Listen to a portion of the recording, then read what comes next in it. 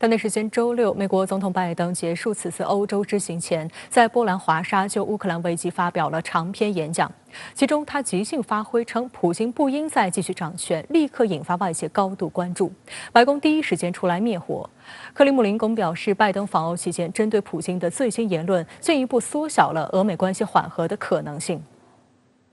即将结束欧洲行的拜登最后一站是波兰华沙皇家城堡。周六晚，他在这里发表了长约半个小时的演讲，重申对乌克兰的支持，并让乌克兰人不要害怕，我们和你们在一起。华沙演讲是拜登自俄乌冲突升级以来首次在美国之外就乌克兰危机发表的讲话。他将俄乌冲突定义为所谓民主与专制的斗争。This battle will not be won in days or months either.We must commit now to be in this fight for the long haul. 据美国商业内幕网站报道，拜登的演讲并未让乌克兰完全满意。一名叫做伊纳索夫森的乌克兰议员当天在社交媒体上表示，拜登的讲话让波兰放心了，但没一个字能让乌克兰人放心。拜登重申，美国不会直接参与俄乌冲突，令乌克兰失望。NATO is a defensive alliance. American forces are in Europe, not in Europe.To engage in conflict with Russian forces. American forces are here to defend NATO allies. 外界注意到，整场演讲中，拜登数度向俄罗斯人喊话称：“你们不是我们的敌人。”但他却在演讲的末尾情绪激动地表示，普京不能继续掌权。Ukraine will never be a victory for Russia, for free people refused to live in a world of hopelessness and darkness. We will have a different future, a brighter future. For God's sake.This man cannot remain in power. 这言论立刻引起轩然大波。路透社、美国有线电视新闻网等多家外媒指出，这是拜登对莫斯科言论的一次重大升级。对此，克里姆林宫发言人佩斯科夫回击称，俄罗斯总统由俄罗斯人民选举产生，这不是由拜登决定的。白宫则第一时间出面灭火。一名官员向媒体紧急澄清说，总统的观点是不能允许普京对他的邻国或该地区行使权力，而不是在讨论普京在俄罗斯的权力或政权更迭。白宫方面还表示，这句话并不在拜登事先准备好的讲话稿中。此前，白宫也曾多次表态称，不主张改变俄罗斯政权。 And the White House statement following up is not what was heard around the world. What was heard around the world is that the Biden administration is changing strategy here, and not only are they just going,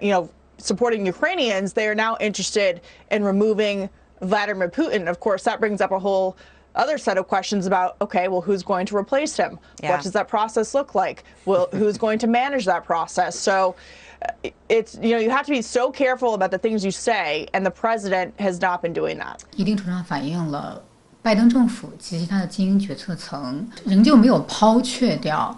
颠覆他国政权的这样的一个冷战思维，根本上呢是美国的文化和制度上的这样的一元论。那么第二个呢，从侧面上反映，美国可能并没有真正去谋求俄乌冲突的缓和和和平解决，它的优先事项仍旧是优先去削弱俄罗斯。值得注意的是，一段时间以来，拜登加重了对普京个人的指责。本月16号，拜登公然指责普京为战犯。美国有线电视新闻网称，这是俄乌冲突以来所有美国官员中对普京行为的最严厉谴责。仅仅一天后，拜登又称其为凶残的独裁者。波兰之行中，拜登更是在多个场合对普京发起猛烈攻击。先是在和波兰总统杜达出席一场简报会时，再次用战犯一词形容普京。接着在与乌克兰难民会面后，拜登又将普京称作屠夫。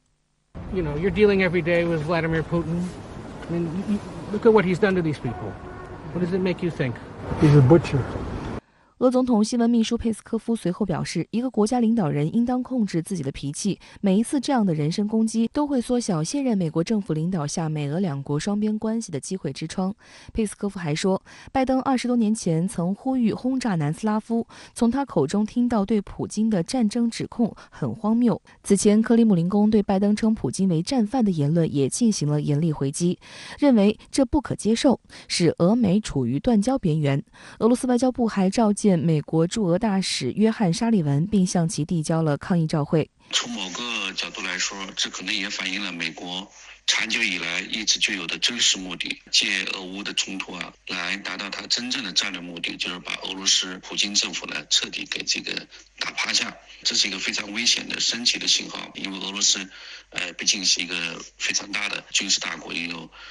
几千枚的核弹头如果不能处理好跟俄罗斯的关系，处理好跟普京的关系，那么欧洲安全也就无从谈起。目前拜登的说法和做法都是火上浇油，的确是非常不明智，有可能引起全世界新的安全的不稳定。此外，周六发表演说之前，拜登还在波兰出席了美乌外长和防长的2+2会议。这是俄乌军事冲突全面爆发后，拜登首次与乌克兰政府官员直接对话。国会山报披露，拜登在这场会议上待了约40分钟。据白宫发布的会议简报，拜登除了老调重弹地对乌方官员介绍了美国团结世界支援乌克兰的努力，以及美方给予乌克兰的大量军事和人道主义援助外，还特别提到正在同盟友及合作伙伴协调追究俄罗斯总统普京的措施。俄罗斯外交部发言人扎哈罗娃周六表示，美国各阶层代表近期一直在试图推卸自己对接近完全破裂的俄美关系的责任。美方习惯性地将矛头指向俄罗斯，指控俄方使局势升级。扎哈罗娃强调，俄方不回避对话，并准备在平等相向而行的条件下与美国达成协议。然而，美方还未准备好与俄方进行平等对话，并让俄罗斯驻美机构的工作变得困难重重。俄方敦促美方考虑相关后果。俄乌冲突并不单单只是俄罗斯和乌克兰之间的冲突，它是以美国为首的西方国家共同对俄的这样一个结构。首先就是美国它提供信息情报、武器装备还有资金支持，那么北约提供武器装备及其后勤支持及其乌克兰士兵本土作战，这样的一个3元一体的这样的一个结构。所以俄乌冲突的解决并不仅仅需要俄乌之间进行对话，还需要俄美进行对话，破坏俄美未来潜在对话的一个氛围。它会刺激俄罗斯对国家生存安全的一个关切，可能会导致俄乌冲突的升级，导致国际安全架构的一个不确定性的增加。好，相关话题马上来连线中国现代国际关系研究院欧亚所助理研究员陈宇。陈先生你好。俄军以远程精确打击为开端的第一阶段军事行动计划已经达到目的，那下一阶段主要的目标是控制东部顿巴斯地区，对此您有何观察呢？那么俄军其实他刚开始在对乌克兰进行军事行动的时候，他的目标是以闪电战包括占领基辅等等这样的方式来逼迫乌克兰投降但是呢，在他的一个初期的目标没有达成的情况下呢他重点开始转向对乌克兰的全面的军事的行动那么它这个打击面还是比较广的但是呢，随着时间的推移目前来看俄军它整体的战线拉得比较长，那么导致它整体的进攻节奏在趋缓，包括它这个军事补给能力也受到了严重的限制。那么在这种情况下，其实从3月4号以后俄军在战场上并没有太多的推进所以呢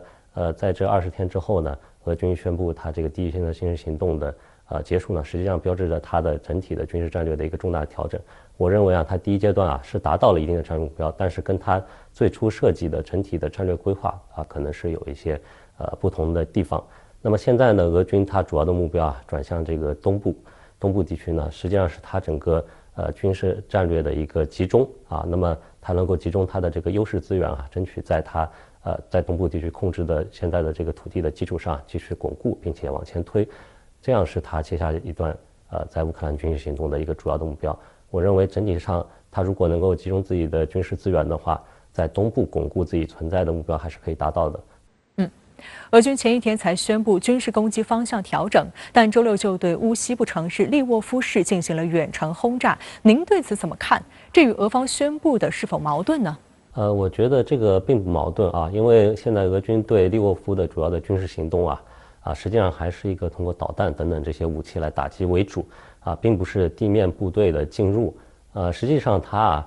在利沃夫的打击和它在这个东部的这个行动的计划是完全不同的目标。它在利沃夫的打击呢，主要还是做给西方看尤其是警告北约不要直接的来介入未来它在乌克兰的这个军事行动很可能还是要以东部为主，那么以西部的打击作为牵制西方的一个手段而已。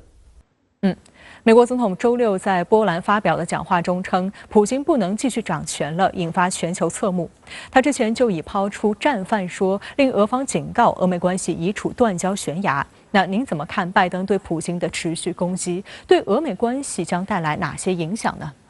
过去呢，美国虽然和俄罗斯之间也一直有冲突有局域，但是呢，美国的领导人、美国的总统总是避免那么直接的对普京来进行一个攻击。但是呢，从拜登上来以后也确实刚开始是把普京叫做杀手，那么后来呢，又是把普京作为这个战犯，那么这次又直接否定了这个普京执政的这个合法性和执政的基础，这是一个非常重要的转变我觉得呢，其实美国它在这个俄乌冲突中还是扮演了非常重要的角色。那么它刚开始就是一直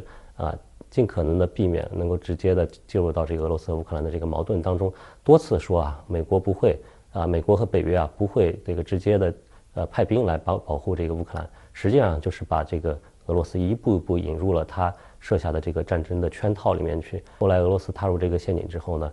美西方又是对俄罗斯进行各种施压。我想其实美国的战略是非常明确的，他就是想利用这次战争拖垮俄罗斯，特别是希望拖垮普京政权，这是他的一个重要的目标。所以现在俄罗斯和这个西方之间和美国之间实际上有这样的一个很根本性的矛盾那么我想未来